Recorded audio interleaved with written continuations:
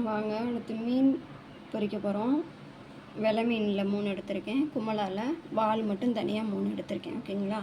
இப்போ சட்டியை காய வச்சாச்சு. தோசைக்கல்லில் தான் நான் இது பண்ண போகிறேன்.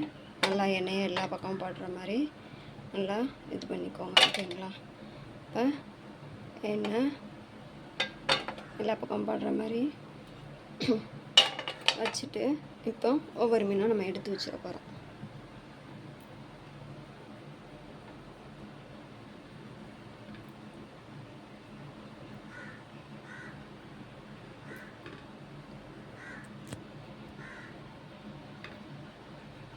ரெண்டு பேருனால நான் கம்மியாக தான் பொரிக்க போகிறேன். பாருங்கள், வச்சாச்சு.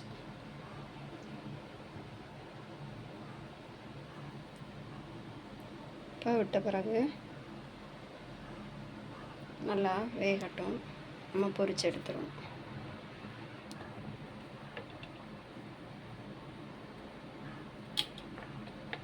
தோசை இது சட்டினால் எண்ணெய் ஒரு பக்கமாகவே வந்துருச்சு.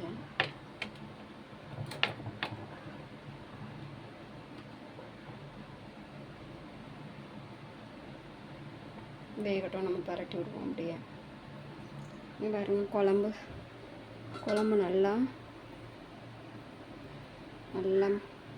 மலையெல்லாம் தூக்கி நல்லா இது பண்ணியாச்சு.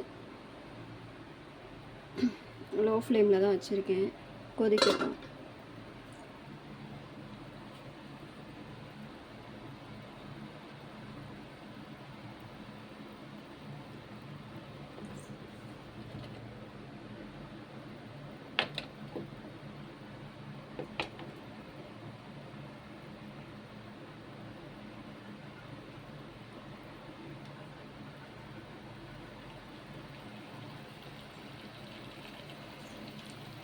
பரட்டி விட ஒரு கரண்டி எடுத்துக்கிறேன். கரண்டி எடுத்துக்கிறேன்.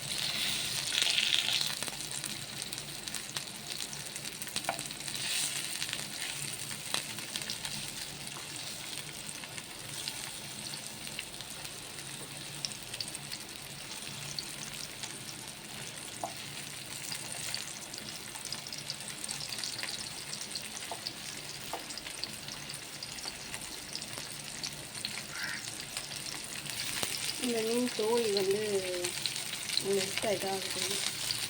வெலை மீன் அப்படி இருக்காது. எல்லா மீனும் லைட்டாக பரட்டி விட்டுருக்கேன்.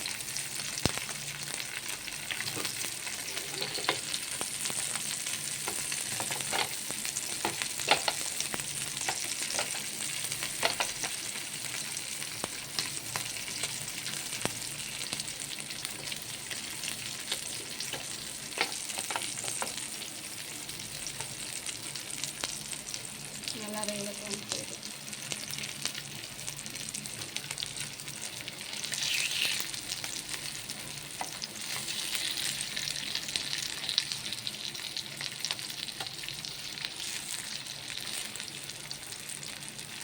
ஏன் நான் ஓயாமல் பரட்டி விடுறேன்னா, இது வந்து நான்ஸ்டிக் சட்டினால பிடிச்சிடும். அதனால தான் லைட்டாக பரட்டி விட்டுட்டு வந்துடுறேன்.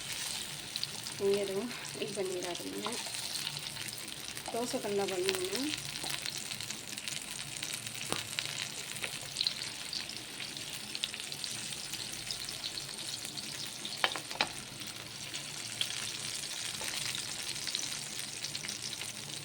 ஃபுல் சைடாகவே வருது.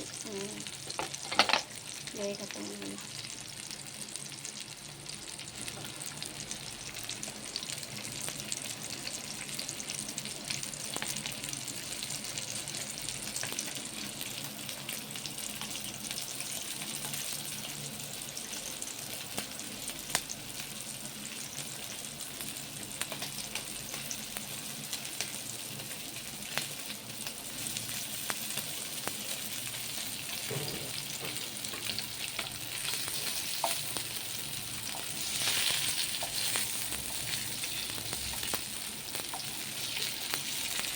நீங்கள் கல் தோசைக்கல் வச்சுருந்தோம்னா என்கிட்ட இருக்குது.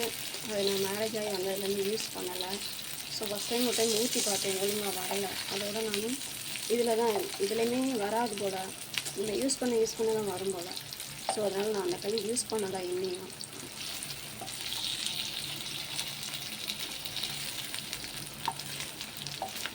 ஸோ பாருங்கள், நல்லா வெந்துருச்சு. நல்லா மீடியம் ஃப்ளேம்லேயே வச்சு வேக வைங்க. ஓகேங்களா? நல்லா வெந்ததுக்கப்புறம் அவ்வளோதான், நமக்கு மீன் ரெடி ஆகிடும். ஓகேங்களா?